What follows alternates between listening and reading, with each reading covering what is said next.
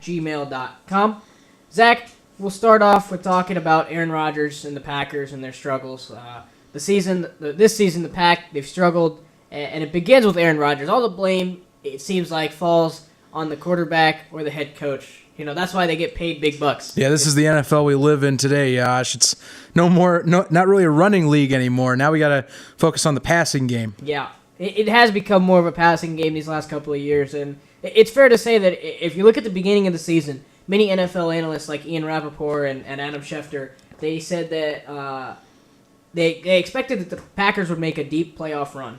Yep. And that Aaron Rodgers would play well. He gave fantasy owners last year. I owned him in fantasy last year, and he gave me some decent points every game, so all the analysts thought that most of the analysts, thought that the Packers would have enough of a complete team to make a deep playoff run, but now they're struggling to keep up with their own division. So yeah, they have definitely some issues going on with Green Bay, and this isn't just this year. I mean, this has been kind of like a repetitive thing for almost the last 2 years. Besides this season, 2 years ago it was the whole relax deal with Aaron Rodgers after they got out to a slow start. Last year was another relatively slow start, and then they finally kind of got on a bit of a roll at the end. This year it's the same deal, and this time you have to, if you're a Packers fan, you have to be worrying about it, because if it's a repetitive issue year in and year out, I would be afraid. If I was a fan, like if it was the Bears doing this, which, they're in a different situation right now. Mm-hmm. But, if you're a Green Bay fan, I would be a little worried, because the offense is definitely not as productive as it used to be. It's not a Super Bowl offense anymore. Yeah. Is what I'm trying to put across to everyone out there. Mm-hmm. And, just focusing on Aaron Rodgers here a little bit, last season he threw 31 touchdowns to 8 interceptions. But this season, through 10 weeks, he's already thrown 22 TDs and 7 interceptions. So he's already almost reached that. He's already almost tied his mark of interceptions from last season. Mm-hmm. So it's been a tough year for him, and that's not a very, solid. That's not what I would have expected from Aaron Rodgers. Coming into this season, coming in from a 31 to 8 TD to INT ratio. So now, through 10 weeks, we still have 6 more weeks to go. Mm-hmm. 22 touchdowns and 7 interceptions. Yeah, so, I think the interception stat is what's the most haunting. It's the one that worries people the most, especially when you look at last year's statistics. The Packers still made the playoffs either way. Yeah. Last year as a wild card on on his 31 TDs and 8 picks. Mm-hmm. But Rodgers already has 7 interceptions through 10 weeks going in, and now you have it this close. The touchdowns are nice. It's 22 touchdowns already. That's great. Yeah. He's going to probably keep up that mark. But when he has already 7 picks and the Pack is already a -4 TD or turnover ratio, yeah, which is by any means it's not the greatest mark in the world. It's actually terrible. Mm-hmm. That is some worry that you got to have as a Pack fan. Yeah. Rodgers is still in NFL history one of the greatest quarterbacks to ever play the game. Yeah. So you have the talent, but besides Rodgers, it's not just Rodgers. It's not, and it's not just Rodgers, and we'll talk more about this in our second segment. Mm-hmm. But Rodgers, you can't put all the blame on Rodgers. But like I said, that's the nature of the position as a quarterback, or even as a head coach, as Mike McCarthy. He got blamed, and Rodgers backed him up this past week about the defense. Mm-hmm. And the defensive woes on the defensive side of the ball. But I think that's the nature of the position, and even Cincinnati, used to be my team. Cincinnati, Andy Dalton, they lost 5 straight playoff games, and he came into the press conference and said, post-game press conference after their 5th loss, and he said, It's on me, because I have to learn to take the criticism, because that comes with the quarterback position. And I think it's not all on Aaron. I think it's defense. It's the offense. It's definitely the offensive line that needs some changes. Rodgers has been sacked 22 times already this season. Yeah, and that's a little high. And considering that Rodgers is the type of quarterback that thrives. He's like him and Ben Roethlisberger are very similar in the fact that the more time you give them, the more deadly they become in the passing game. So if he's getting the larger the sack numbers, I mean Rodgers. There's a reason Rodgers' production could be down. Yeah. That's because you're rushing him. Yeah. That links right into interceptions. I mean, 7 interceptions. Well, yeah, sure, he's probably getting rushed in the pocket. Yeah. If he's he not can't getting enough time. Yeah, if he can't run out of the pocket, or if he's getting rushed out of the pocket, and you have defenders in your face, you can't make as accurate judgments down the field. Yeah. And just and like I said, this season he feels like he's always running out of the pocket. He's always making errant throws. He looks like a rookie this year. And I feel sad to say this, but he does. I mean, in the Dallas game, and I'll elaborate on this in the second segment, but in the Dallas game a couple weeks back, Dak Prescott looked like the mature quarterback. Yeah, he did. Game. He very much looked much better. But I mentioned the defense earlier, and I think that's also. I mentioned how I think it's partially the reasoning behind the Packers' failures is its defense. But I read in a sports blog, SB Nation article this week that the defense allowed 24 points over the first 6 weeks, and the last 3 to 4 weeks they've allowed 32 points. So that's 32 points to opposing teams. Excuse me, right? Both opposing stats, 32 points, and they started off the season 4-2. Mm-hmm. Started off the season 4-2, but over the last 4 weeks, they've allowed 32 points per game for their opponents, and they've lost 3 straight, and they've fallen behind the Detroit Lions, who ironically had a bye week. Yeah, I mean that was the best thing. I was listening to Adam Schefter on Monday morning, and he said that was the best thing to happen for the Lions in the NFC North was not playing this week. Of course. Because not playing last week. Mm-hmm. Because all the teams in the NFC North lost.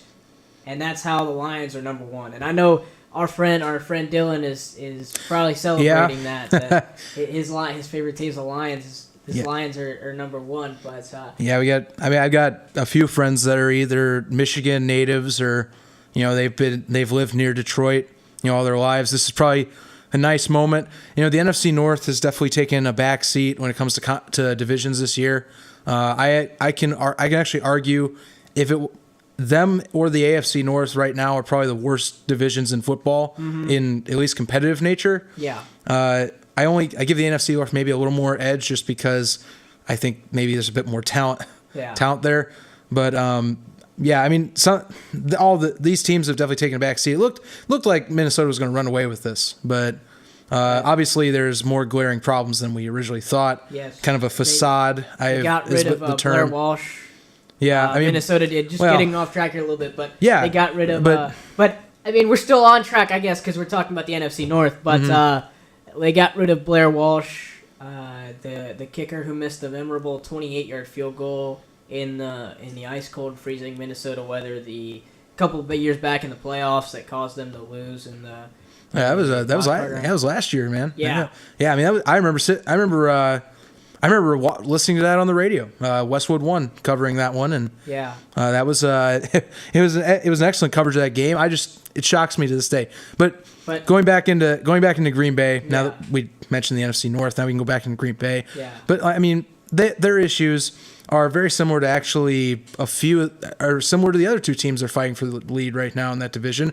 Injuries are one of the big ones. Clay Matthews right now is actually fighting a hamstring injury. They've had a few secondary issues. I know Sam Shields was out for a week or so. Yeah. And one of the big things that Green Bay has always been praised for, but yet now seems it's kind of an issue with, Ted Thompson, who's the GM at Green Bay, he is notorious for not doing like big blockbuster trade deals. Mm-hmm. If he goes for a trade, it's usually on a bargain for a player that's had some talent in the past. Mm-hmm. Kind of similar, I would say, kind of similar to like Bill Belichick. Yeah. But and talking about trades, Mike McCarthy, he made some changes with that offense, and earlier this week Green Bay signed Christine Michael off from Seattle. Who released him earlier this week, and they did it in order to boost the running game, and they really do need to boost that. yes. Eddie Lacy has been struggling a little bit, and but I saw another piece on Packers.com that said there's rumors because of this 3-game losing streak that Mike McCarthy is going to lose his job, and Aaron Rodgers, and that's what I was talking about when Aaron Rodgers came when everybody was blaming Mike McCarthy on the defensive offensive woes, and Aaron Rodgers came and defended him. And that's what I'm talking about with the taking of responsibility as a head coach, where all the responsibility and all the hardship falls on you because you're the head coach or the quarterback or whatnot. So, yeah, I mean, head coach in the league is a tough spot. And it's unfortunate for Mike McCarthy because 11 seasons in the league. I mean, look what he's done for Green Bay. Yeah. Constant playoff bursts. I mean, Green Bay has been spoiled now. Super Bowl champion. Yep. I mean, they're 2010 Super Bowl champions. I mean, their town has been spoiled with great play and excellent choices in draft picks. Yeah. But now just some of the stuff starting to come out. And who knows? I mean, maybe he is out of town if a losing streak continues. I mean, they've always said that, you got to chill out in Green Bay. I mean, you never know, but we'll just have to find out. Yeah. I think if they make the playoffs this season, if they find a way, because Minnesota's spiraling a little bit downwards, lost 4 straight. Mm-hmm. The Lions, the reason they have the first seed is because they had a bye. And everyone in the NFC North lost, like I mentioned before.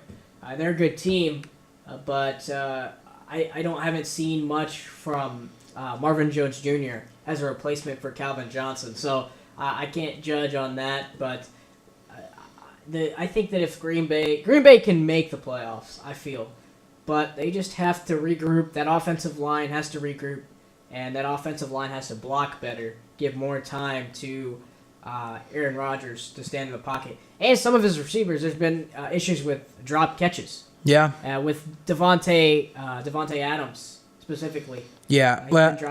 Especially last year. Adams has actually come on, but still that receiving core, something also is not right because that's also would contribute to Rodgers' issues trying to get downfield. Yeah. So, but when we come back, we'll talk more Aaron Rodgers and the Packers and their struggles this season. Stay tuned. You're listening to the Yash and Zach Sports Hour on WCRD 91.3, Ball State College Radio. Welcome back to the Yash and Zach Sports Hour. We're talking about Aaron Rodgers and the Packers and their struggles here on the show today. Now, Aaron Rodgers, we like to go back and look at where Aaron Rodgers has come from, where he started, and to really understand, really break down where he is now and what's happening at this point in time. Mm-hmm. But Aaron Rodgers, he's from Chico, California. Wasn't recruited by a D1 school, and he went to Butte Community College and played football there for 2 years. And a couple of the California Golden Bears scouts were up there scouting a tight end for the team, and he caught their eye, and he beat out all the scholarship the quarterbacks that were on scholarship at Cal, and played phenomenal at Cal, and he was the 24th pick in the 2005 NFL Draft. And I watched an ESPN 30 for 30 documentary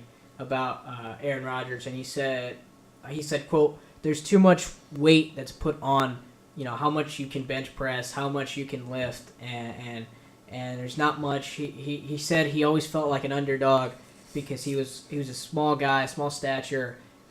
And he always felt like an underdog, and he was proud that he got drafted by a team, and just to see where he came from, to go from that, not being drafted by a D1 school, not being recruited, by a D1 school. Oh yeah. And to have that chip on your shoulder and to come out, win a Super Bowl in 2010 with the Packers, and have a good streak going with the Packers up until this year. Mm-hmm. Yeah. I mean, we see this all the time in the NFL and in some college scouting. I mean, scouts aren't always right. Yeah. I mean, obviously that is one of the greatest examples you will ever find is Aaron Rodgers, just because, his physicality and physique at the time didn't match up. 5'10", he's only 165 pounds when he's coming out of high school. A lot of scouts would be like, you're not buff enough to play quarterback at that point. Yeah. I mean, Russell Wilson, at least coming out of the draft, there's a low seed. Why? He's not the same. He's 5'10". He's 5'10". Yep. I mean, some of these short quarterbacks, people he says he has to run out of the pocket to see over the lineman. And it's the same thing Rodgers does too. Yeah. Rodgers loves to go out of the pocket. Why? Because you get a much wider view of the field. Yeah. A lot of teams want the tall guy who can run like Cam Newton because he can look over the linemen, that are about his same size, and then he can also run out of the pocket if he need be. But there's some great guys that have excellent accuracy and arm strength. It's unfortunate sometimes that you get scouts that they overlook these people. But here we are. Rodgers is, in my opinion, he's going to be a Hall of Famer someday. Yeah. Some of the numbers and stats that he's put up. But it's a classic case of just scouts are wrong. They're not always right. Yeah, and Aaron Rodgers, when he came into the NFL, that just wasn't the end of his woes. He came into the NFL, had to work for the starting spot, was behind Brett Favre, the legendary Brett Favre, in 2005, and he had to sit behind him until Favre retired. And Zach, I don't know if you remember, but Favre came back. There was a drama when Favre came back. He demanded his job with the Packers, and Rodgers was stuck in the middle of all this. So yeah, part of that debut when Favre was wanting to come back the last time, Rodgers basically said, if he comes back, I want to be traded or I want to be let go. Yeah. And obviously, I think Green Bay knew what they had in Rodgers, and it's probably one of the toughest decisions you can ever make in a sport, because having to say that, we had to let go of Brett Favre. Yeah. I mean, arguably in the top 5 in quarterbacks in like statistics, wins, in pretty much most stats in NFL history. I mean, that's one of the hardest decisions you can make as a team, especially when he goes off to Minnesota and comes close to winning another Super Bowl. Yeah. If it wasn't for one interception against New Orleans that year. Yeah. I mean, that's a tough call, but I mean, he goes to an NFC rival. Yeah, I mean, they had to play them every year, and those were great games. Yeah. Rodgers against Favre. I mean, those were some excellent games when Favre was still in the league. And quite frankly, it's gut-wrenching, but teams take gambles like this all the time. Yeah. You get that 50-50 shot. Is Rodgers going to pay off? Sure enough, that gamble paid off. They had one rough year. They finished 5-11 with Rodgers, but that was working the kinks out. Yeah. And then next several years, we see that this is the Green Bay we've gotten used to. Yeah. The Rodgers-Favre drama kind of reminds me now of Dak and Tony Romo. Yeah, it does remind me a lot of that. That's a good one. Because Dak, he's this young guy, comes in. Tony Romo's 35, about to be 36. So he's on the tail end of his career, and to have Dak comes in like Aaron Rodgers, who came in but unlike Aaron Rodgers, Dak got to start his rookie season. That's true. But I'm making the comparison in the sense that both of them they still want to play.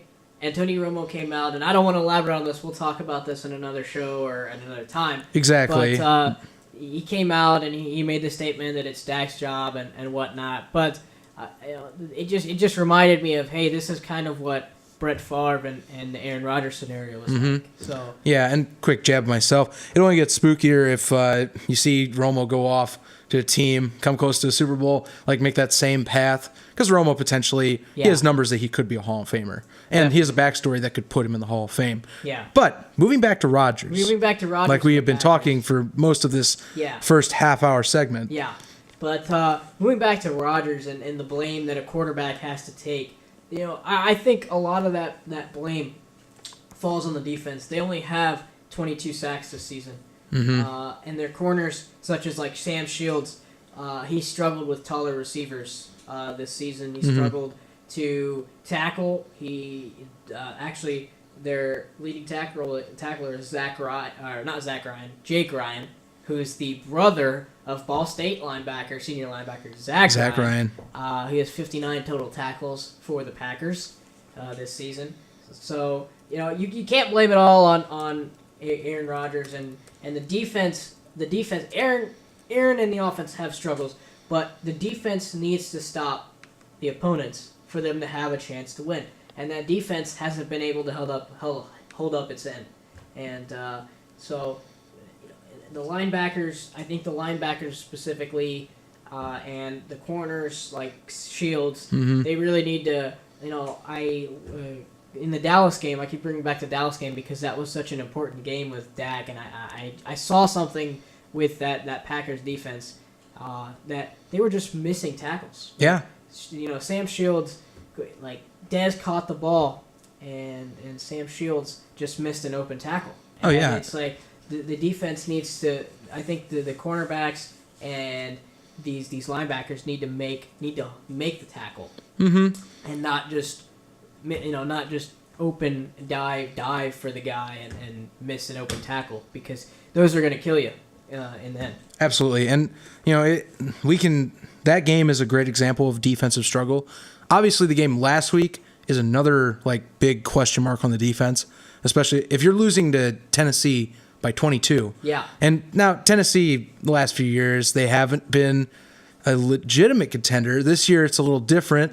They're 5-5. They're being considered now an offensive powerhouse of sorts. But here's the thing about the statistics of that game. Mm-hmm. I mean, if you look at the statistics, Tennessee only outgained Green Bay by 44 yards, and they lost by 22. Yeah. They outgained them in possession by over a minute, and they had 2 more first downs. Mm-hmm. You know what the big differences are in this game? 3 turnovers are a large one. Yep. Penalty yards, 40-yard difference. And there we have it. You have a 22-point deficit right there. Yeah. I mean, not to mention a lot of those big plays for Tennessee came in the first half. They were down 21-0 first quarter. That defense, like I said, those linebackers, if you watch Jake Ryan specifically, he missed the tackle on DeMarco Murray. He dived for DeMurray's feet. And Murray just pushed him aside and first play from scrimmage. Yeah. 72 yards, Titans touchdown.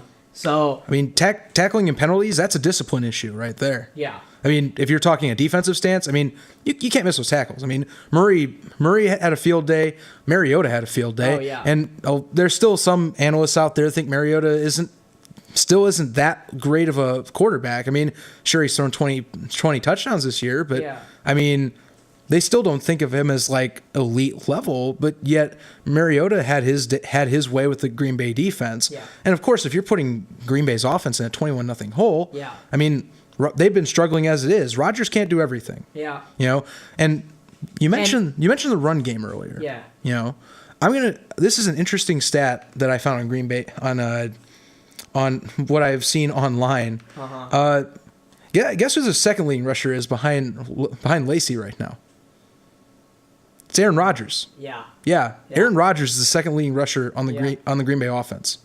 And that's why they brought in. I can see why now they brought in Christine Michael to boost that running game, because they need somebody with a lot of power, with athleticism, which he has, and without that running game has gone dry.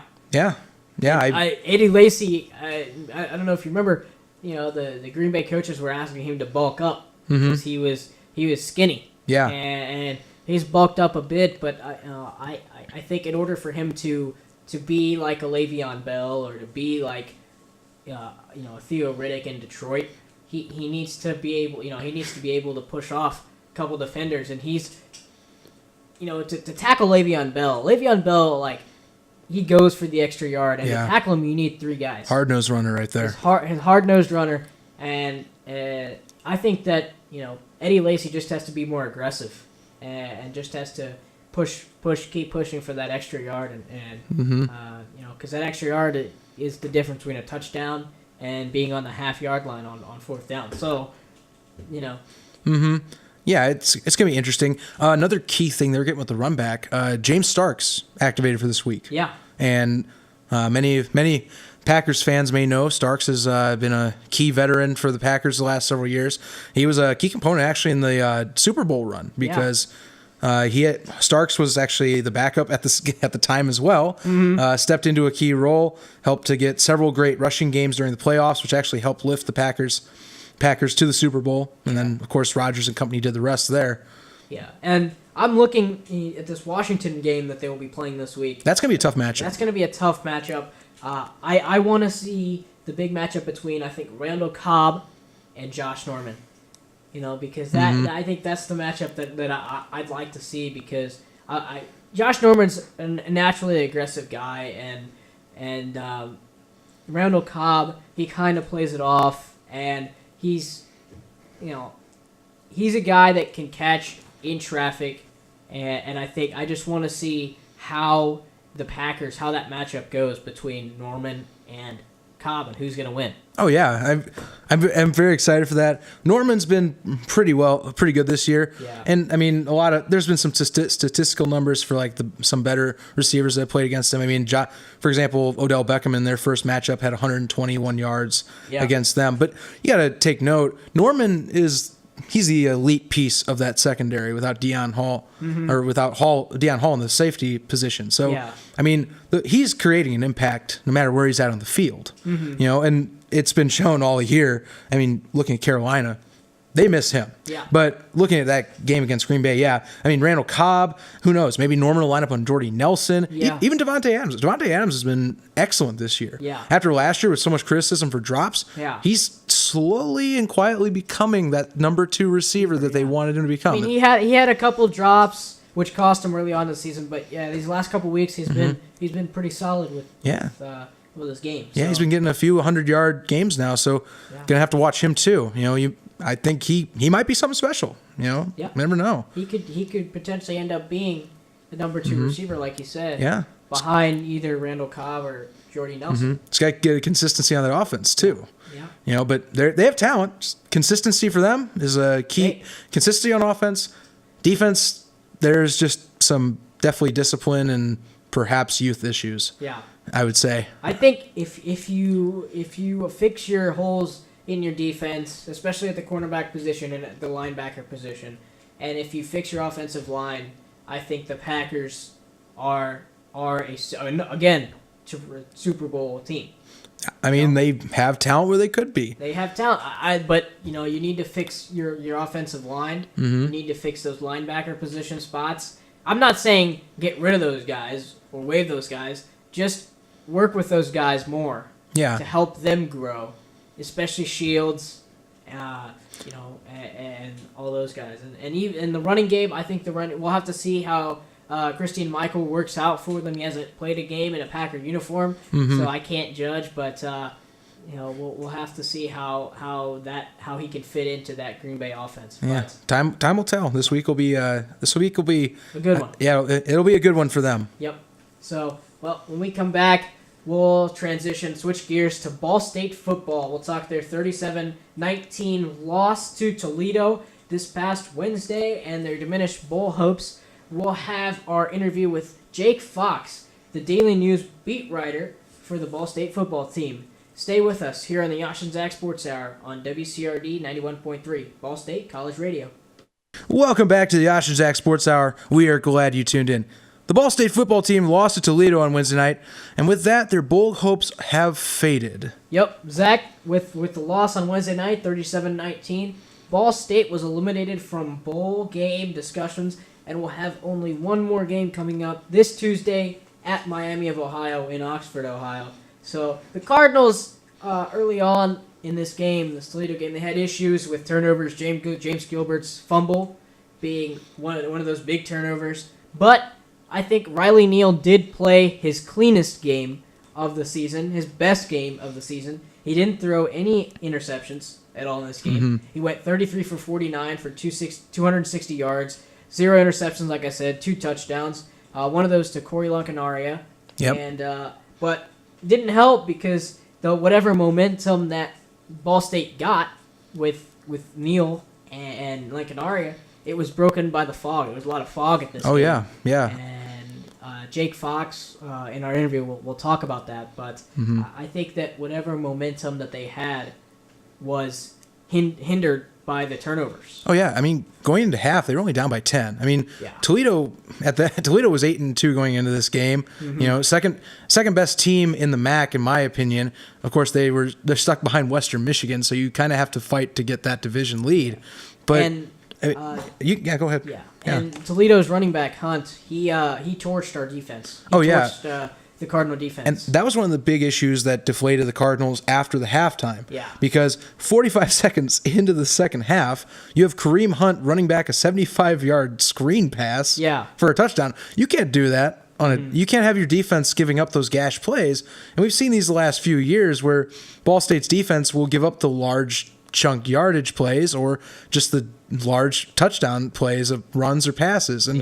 And you know, it's been up and down for the defense this year, especially the secondary. But I mean, that's going to kill a team's momentum instantly. I mean, if you're going into the locker room down 10 on a team that is again arguably one of the best, if not best, depending on how they play Western Michigan, it just hurts, you know. It hurts to watch it, especially when they went 3-1 in their non-conference schedule. Oh yeah, and to have start off the season like that, and then to end the season it not going on a bowl game, because we all expected after going 3-1 that Ball State had bowl hopes, and so many close losses in key conference games. Central Michigan, Eastern Michigan, you know, Akron. I mean, these are games that were very winnable that Ball State could have snuck away with, and this would be a different chapter to this season. You know, hopefully Coach New hammers in what was working this year, pushes it into next year, because there is some good stuff, but finishing games is definitely a priority that the Cardinals are going to need to address. And Mike New did say in his weekly press conference that the Cardinals will keep their heads high for this Miami game and finish the season strong for their seniors. They're graduating 23 seniors on this team. So I think for the seniors, it's got to hurt a little bit to know that, you know, you start off the season, like I said before, you start off the season 3-1, and you end it right now they're 4-7.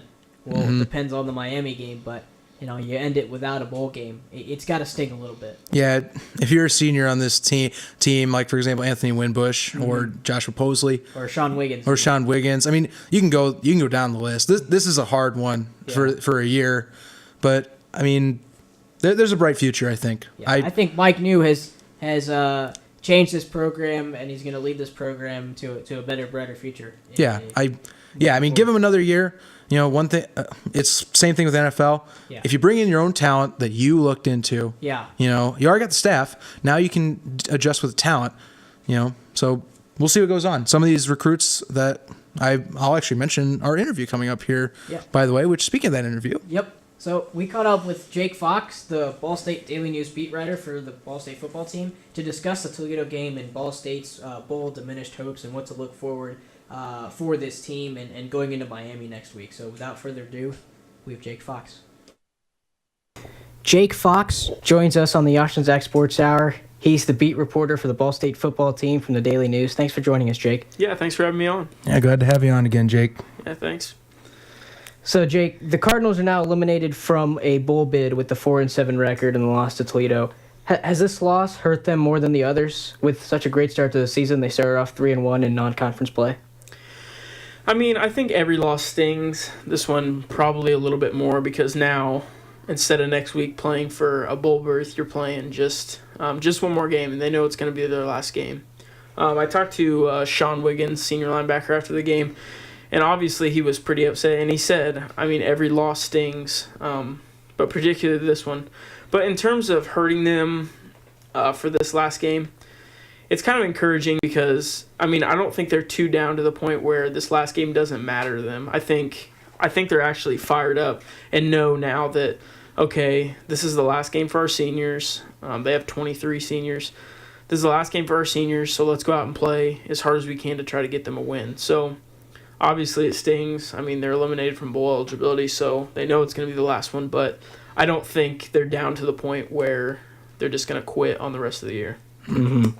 And talking about that Toledo game last Wednesday, this past Wednesday, they went into the Glass Bowl. It was a fog-filled event. There was fog everywhere. I was looking on the Ball State Football's Twitter. I actually saw on your Twitter you posted a couple pictures, and Colin Grills, the photo guy for the Daily News, his Twitter was pictures of fog at the Glass Bowl. And you know, in a game where the visibility was so low, I mean, James Gilbert was he had 11 carries for 19 yards. He was held in check by that Toledo defense. So he was dealing with an injury before that. But do you think that the weather had anything to do with it, or do you think the injury that he was dealing with had anything to do with him being so ineffective during that game? Yeah, it's kind of funny you ask. I asked Coach New about that today at his weekly press conference. I brought up Gilbert and kind of how this was the first game that I felt that he couldn't get anything going. I mean, Toledo really did a nice job of bottling him up for the whole game. A lot of tackles for loss. Mm-hmm. Yes, I think part of it is due to the fact that he was probably a little limited in practice, and I doubt he was 100%. I mean, he missed the whole second half of the game against Eastern the week before that. So I'm sure some of that was due to the fact that he might have been a little bit hurt still. But Coach New actually talked about, I mean, Toledo is a good team, and their defensive line played really well. They controlled the line of scrimmage, and they got a lot of push, not only on the run, but they actually got quite a bit of pressure on Neal, too, throughout the game. So, I mean, while I think part of it could have had to do with the injury, I feel like more of it was just Toledo kind of forcing their will on the defensive end. I mean, they got a lot of penetration, so there wasn't really much Gilbert could do. Riley was really the only one that was effective in the ground game. He had 85 yards on 14 carries, but a lot of those, I mean, the defense is expecting pass, so if it's not there, Riley can drop it and run, but I think it was just more Toledo. Mm-hmm. And Riley Neal, you mentioned Riley Neal there, and this was the first game where I thought he had a really good game against Toledo. He was 33 for 49 with 260 yards and 2 touchdowns, and and his passing numbers have gotten better over the last couple of weeks. So he also leads the team again in rushing. He also led the team in rushing, like you mentioned, against Toledo. Mm-hmm. So what's changed for Riley Neal the last 2 weeks? I think the biggest thing is just, you mentioned the decision making. I mean, the past 2 weeks I felt like he's kind of stopped forcing balls. He didn't have any turnovers against Toledo, and that's something that's obviously been a huge problem for him all season. It's just forcing balls into coverage, maybe looking at one receiver a little bit too long. But I felt like against Toledo, he really kind of, if it wasn't there, he would tuck it and run. But he made a lot of good decisions throwing the ball too. I mean, there was one play in particular that I remember. It was a deep ball. It fell incomplete, but the week before that, he underthrew it a little bit, and it got picked off on a deep throw to Mabon. But in this week, I felt like he made that throw. He threw it up to where only his receiver could get it. So in that regard, I feel like he made better decisions that way. And I think he's just playing with more confidence now. He threw for a lot of yards against Eastern Michigan the week before too. So I think he's just kind of getting more comfortable now. He missed that one game due to injury, and I think now he's back. And it's kind of encouraging if you're a Ball State fan to see him playing better to end the season after the rough start. Mm-hmm.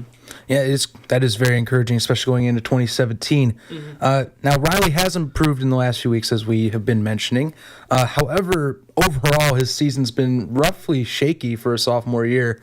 And there's been a few 3-star recruits we've been hearing coming out of the woodwork for Ball State, which is good news for the university. They could use some higher talent. One of them being a quarterback out of California named Tyler Vanderwall. And he'll be joining the team next year.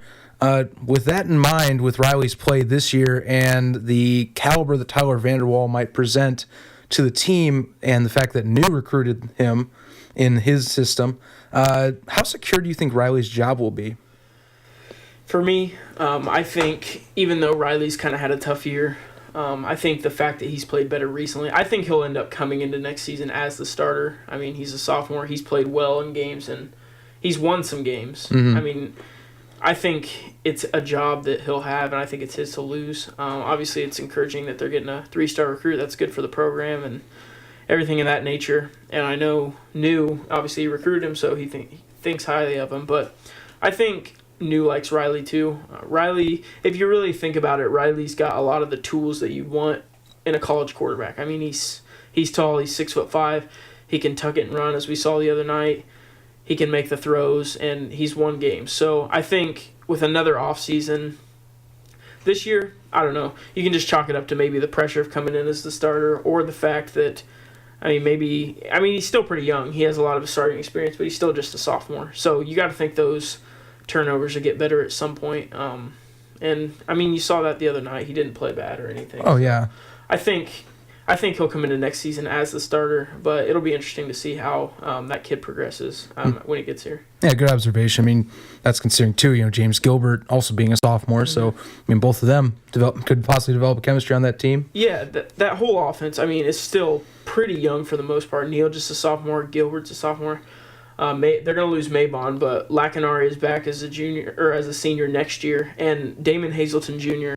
He's a true freshman that's made a pretty big impact in the passing game. He had 12 catches for 102 the other night, so he's a big body, and I think he'll play a huge role next year, be their top receiver. So that whole offense, I think, has a chance to grow if they stay together, and I think it'll be fine moving forward. Yeah, keeping that young offense in mind as we look forward to the finale in Miami of Ohio. What is Coach New looking for in these Cardinals for this game? I mean, is this just a preview what we want to see for the team next year to start building on some momentum, just end the year on a strong note, get 2017 rolling off like 2016 began? Mm-hmm. Yeah, I think so. He talks about, obviously they want to see or send the seniors out in the right manner with a win. And I think he has confidence that his younger guys will play hard and play to get that done in the last week. As far as looking forward to next year goes, he doesn't look at that too often. I asked him today, if he's going to look at doing anything different against Miami or if he's going to stick to the same formula they have all year. And he said, you change the game plan every week based on the opponent you're playing. But then again, you got to stay true to yourself. So I think they're going to kind of stay with what they've been doing all year. Look to run the ball first to set up the passing game. And I think they're just going to game plan to beat Miami. I mean, I don't think that Miami's a good team. They won 5 in a row. So I think they need to they're obviously going to have to prepare and look to beat a really good team next week. So. All right. My final question I have for you, and what I think a few people would like to hear. If you could give Coach New a letter grade for this first season, it's been a bit shaky, but comparing first seasons to some of these other coaches that have come into college, what letter grade would you give Coach New for this year? That's pretty tough. From covering the team all season, I would say I would give him a B- maybe. I mean, I can't give him an A because they've only won 4 games and they're 4-7. But I also think I think he's done a lot of good things. I mean, a new coach, and he brought almost an entirely new staff with him. So you got to get all the players to buy into your new system and kind of on a personal level as well, because they didn't know him coming into this year. They were used to Pete Limbo and his staff. So I think a lot of the players really like New. I think he's got them set up for success in the future, and he knows it's a process. He knew coming in it wasn't going to all happen in 1 year. So they've already improved their record from last year. They had a good non-conference schedule, went 3-1. I mean, the opponents weren't overly strong, but still. So I think he's done a lot of good things. I like the schemes that he brought with him. He wants to play fast on offense, and he's a former quarterback and a quarterback's coach, so in terms of the overall development of Riley, I think that'll get better moving forward. But I think he's done a lot of good things. I like the staff he's brought in, a lot of former players and guys that have done it at different levels. So in his first year, I would say overall, I mean, looking back, they were 3-1, so it's a little hard to kind of believe that they didn't make a bowl game or make a run at a bowl game. But in terms of what he's done, I can't say a lot of bad things about it because I think he's done a pretty good job. All right, good observation. Yeah. Well, Jake, we thank you for joining us on the Yash and Zach Sports Hour. Thank you for giving your insight. Yeah, thanks again for having me. Anytime, guys. Always a pleasure to have you on, Jake. Appreciate it. Always. That was Jake Fox, the Daily News beat reporter for the football team, discussing the Toledo game, the loss there, and reflecting on the football season as a whole for the team. But when we come back, we'll preview our NFL Week 11 games for you right here. Stay tuned. You're listening to the Yash and Zach Sports Hour on WCRD 91.3, Ball State College Radio. Welcome back to the Yash and Zach Sports Hour. We want to thank you for tuning in this evening. For our last segment, we'll be previewing and giving you guys our games of the week for Week 11 this NFL season. Yash, what is your go-to game for this week? Zach, my go-to game has to be the Cardinals and the Vikings.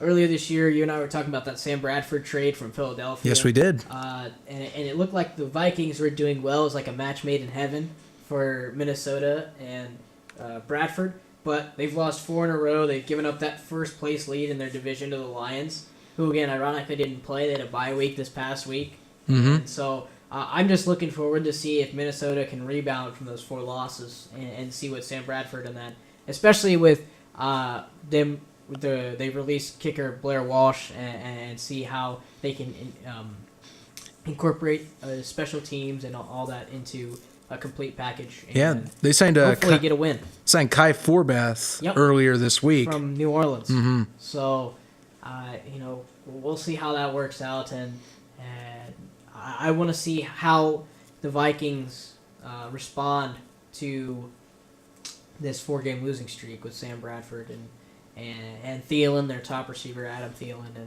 and Mike Zimmer obviously wasn't too pleased the last 4 weeks, obviously. And Mike Zimmer has a lot of attitude, but that's what you expect in a coach. That's what you would like in a coach, in my personal opinion. But I just want to see if Minnesota can bounce back from those 4 losses. Yeah, no, I agree with you. That's a excellent matchup. Honestly, this whole week has a lot of key matchups that can have implications for this postseason. I have a tough time picking one. Yeah. The one I'm going to pick though, just because I've been very intrigued in one of the 2 teams in this matchup is Tennessee and Indianapolis, and here's why.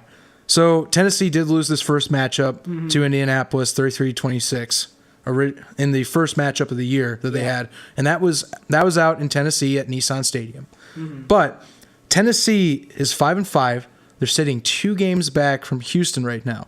They have an offense that is on fire. They have the momentum going with them because of the 47-25 win against the Packers. Exactly. So if you win this game against Indianapolis, which I'm sorry for Colts fans out there, but if you win this game against Indianapolis, you have a really nice spot because Houston's playing Oakland this week.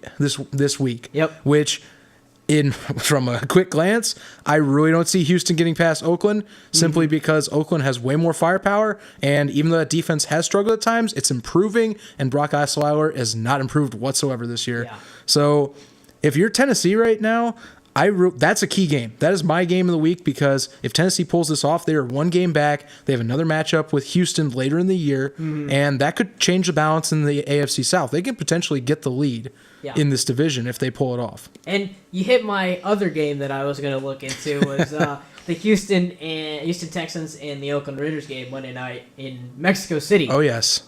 This is one of the NFL International Series games. But I think it's going to be a good game because they're both sitting at first place. But I do agree with you.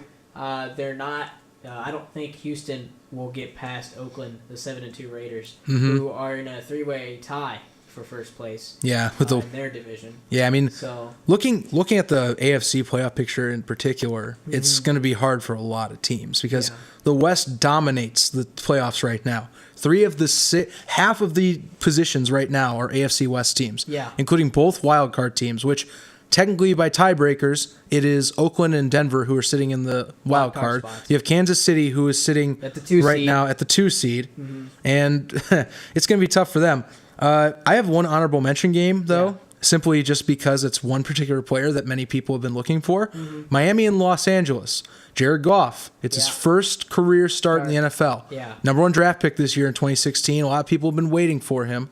And they started Case Keenum for the last 10 weeks. Yeah, so. I mean, a lot of analysts are questioning why. Yeah. I mean, the team is, yes, it's 4-5, but the offensive production is still down, and they have not been finishing games at times. So, Jared Goff needs some experience. I mean, do you think he's ready? I mean, I know it's a little different than a spread offense that was in Cal. Yeah. So, I say just give him a chance. That's just my opinion about him. Is obviously you guys are 4-5.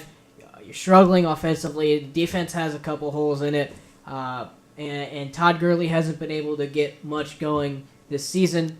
Although you could say some games he's shown flashes. Yeah. But I think give him a chance. Use your number 1 draft pick. See what he can do. Get a change at quarterback. And Case Keenum is average at best as a quarterback. So I think that Goff deserves a chance to see. And if Goff doesn't play well, you put Keenum back in.